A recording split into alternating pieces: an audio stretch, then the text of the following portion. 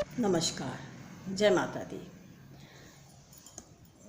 आज शायद मेरा वीडियो किसी को पसंद ना आए, कई नेताओं को भी मिर्ची लग सकती है क्योंकि सत्य बहुत ही कड़वा होता है। महाराष्ट्र में चुनाव का मौसम फिर आ गया है। कोई हिंदुओं की राजनीति कर रहा है, कोई मुसलमानों की तरफदारी कर रहा है। जब तक बाल साहब ठाकरे जिंदा थे तो उन्होंने हिंदुत्व की राजनीति की है, हिंदुओं का सम्मान किया है, उन्होंने कभी मुस्लिमों को सपोर्ट नहीं किया है।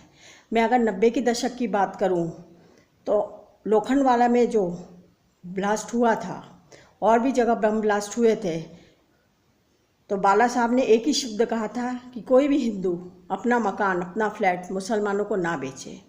आज वही महाराष्ट्र है कि संजय राउत जी मुसलमानों की वकालत कर रहे हैं और कहते ये महाराष्ट्र है। अरे तो मराठी भी तो हिंदू ही हैं। अगर गुजरात में गुजराती जो रहते वो भी हिंदू हैं, कलकत्ते में जो बंगाली रहते वो भी हिंदू हैं। तो हिंदुस्तान तो हिंदुओं का ही है ना भाई।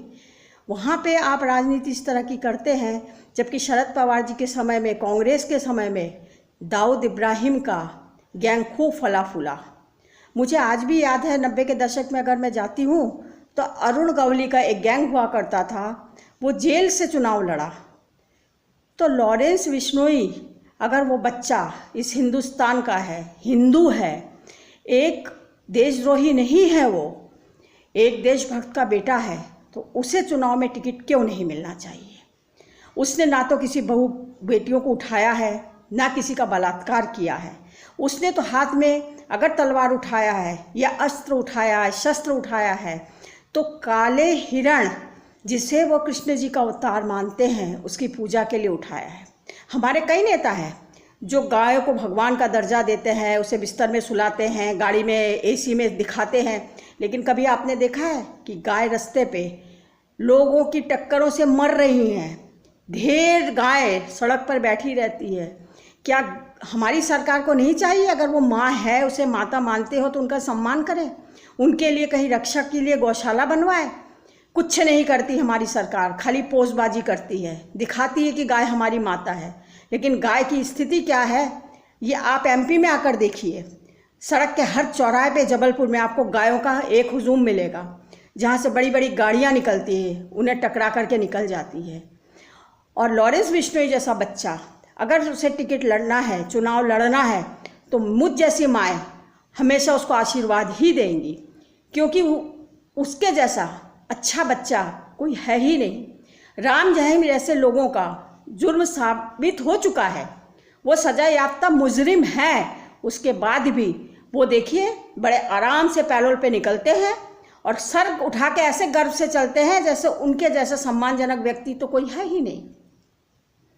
और लॉरेंस बिश्नोई का ऐसा कोई खराब रिकॉर्ड नहीं है, ना कोई माँ, ना कोई बेटी, ना कोई बहनें उस बच्चे पर किसी चीज़ के लिए उंगली उठा सकती है। अगर उसने कोई शस्त्र उठाया होगा तो हिंदुस्तान की भलाई के लिए उठाया होगा।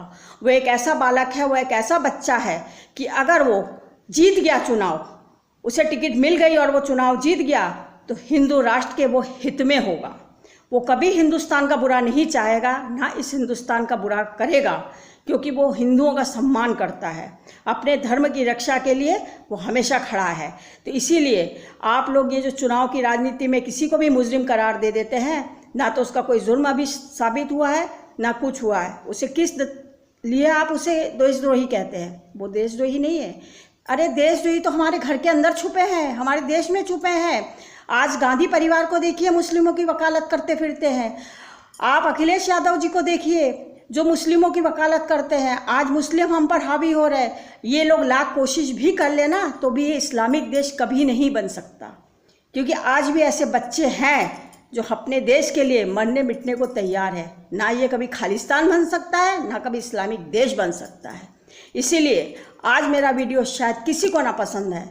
मैंने 2 शब्दों में बात कहा है, और जिसे समझदार बच्चा होगा वो हर कोई समझेगा, जो समझदार भाई बहन होंगे वो भी समझेंगे।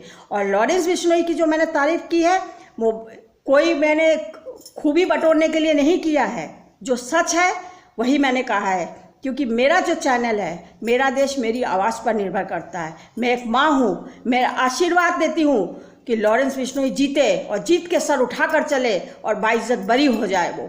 क्योंकि वो इस देश का बच्चा है, वो एक हिंदुस्तानी है और एक सच्चा देशभक्त है। जय माता दी।